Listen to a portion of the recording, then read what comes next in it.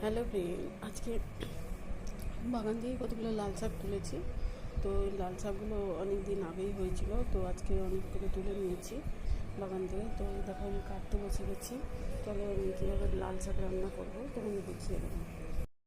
Hello friend, তো আমি আজকে বানিয়েছি দেখো লাল শাকটা। তো এইভাবে আমি লঙ্কা দিয়ে দিয়েছি পুরো।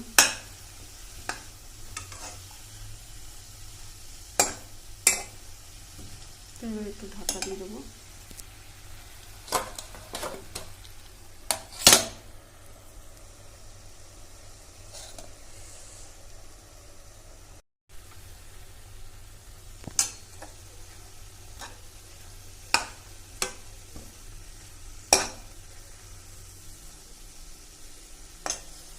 তো আমার লাল শাক ভাজাটা কমপ্লিট হয়ে গেছে। তো এবার আমি ভাত দিয়ে মাখিয়ে খাবো। তো দেখো কেমন লাগলো। এটা আমি বাদামও দিয়েছিলাম, তো তোমাদের অ্যাড করিনি, বলা হয়নি। তো খুব সুন্দর হয়েছে লাল শাক ভাজাটা। তো এবারে আমি খাবো। তো আবার আসবো নেক্সট রেসিপি নিয়ে। তো